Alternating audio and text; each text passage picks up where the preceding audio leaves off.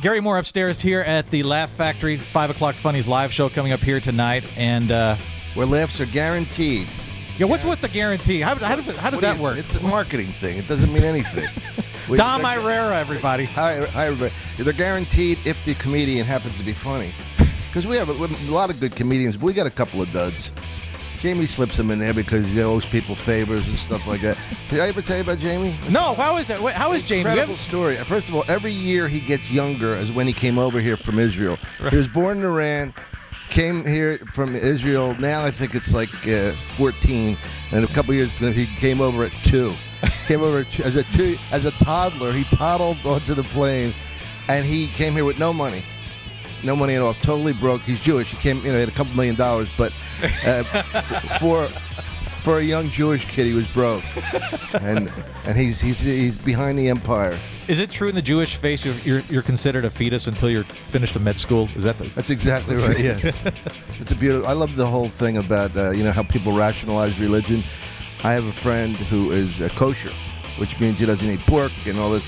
And so we're in Vegas. He's eating bacon and eggs. I said, Hiram, I thought you didn't eat pork. He goes, I know. I said, but you're having bacon and eggs. He goes, but you can't have bacon without eggs. It's delicious. Right? I go, well, you can rationalize anything in like that. I would never cheat on my wife unless the chick was totally hot and I couldn't get caught. Yeah. Total rationalization. So, South Philly, where you're from originally, right? How long have you been out here? I've been out here since 87. Since I did Rodney Dangerfield special in 87 and I stayed. Remember Rodney? I do. You're all right, kid. You're all right. One time we're shooting a film, and Rodney says to me, this guy Harry Basil was directing it, and Harry says, all right, let's take it again. Harry, why do we got to take it again? And he looks to me for sympathy. I go, Rodney, it's a movie. You got to take it again. If we just shot it one time, we'd all be out of here in an hour and a half. Oh, you're right. You're okay, kid. You're okay. He used to come into Catch a Rising Star in New York with nothing on under a bathrobe, right? And he was always hanging free, as it were. And he said to me, I went to see him at his apartment. He goes, kid, is there anything I can do for you? Yeah, close your robe. I gotta eat. I gotta eat eventually, and that's gonna be in my mind. Well, speaking of movies, as the Big Lebowski appearance, has that really grown? It seems to get bigger and bigger every year. It's amazing. I was in it for 2 minutes, and the Coen brothers, they sent me the script, right? And I call my agent. I go, it's brilliant. It's genius. I tell you. She goes, wow, you got to read for it. I go, I'm not reading for it. I wrote it. She goes, what do you mean? I said, they're my lines. So they put my lines in, and then she called up the casting directors, and then they called them. And they go, no, we wrote it for him. But it was just funny because it was my a joke I did on the Tonight Show about my Uncle Joe, which was based in truth about one of these guys. Uncle Joe, how you doing? My wife's a pain in the neck. She always busted my friggin' agates. My daughter's married to a jadrul loser bastard. I got a rash so bad on my ass I can't even sit down. But you know me, Dom. I can't complain, right?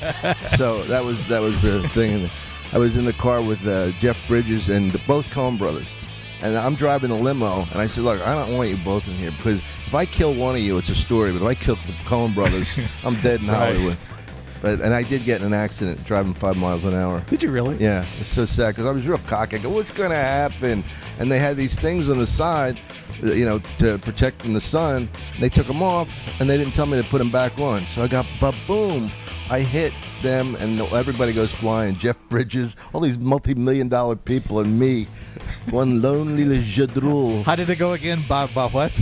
Well, bada boom, bada bing. I was going to say. Well, somebody said that to me because they go, bada boom, bada bing. Wasn't that yours? Well, the Sopranos are doing that. I go, what do I care? I didn't write it. I got it off the streets. You know what I mean? It's not like I wrote. Like imagine me calling up the Sopranos as this bitter Italian comedian, who's like trying to say, oh, you stole my bit. How sad is that? The show was great. Right. It had its time, and I'm glad in a way for me that it's done because people used to go to me, you should be in The Sopranos. Like, yeah, that's a good idea. I never thought of that. Instead of working Jimmy's Clam Bar in Bayonne, I doubt that they can find an Italian actor in the New York, New Jersey area. Thanks for that tip. Do you still do that? A lot of that in the act of the Italian? I do some, but I don't. I'm not as Italian as I was. You know what I mean? How does that happen? Just because you evolve into different things. Like I used to do like all Italian, like hey, the Joey Bag of Donuts, forget about it. Who died and left you? Got that bit on the Funnies. Yeah, but it's like there's a point where you paint yourself into a corner. Like I always tell comedians. This young black kid came up and asked him, what should I, about advice. I says, be a comedian who happens to be black. Don't be a black comedian, because everything's predicated on that. And that's why I don't want everything predicated on being Italian. I'm Italian, but I'm also American, and I'm also a child of the world.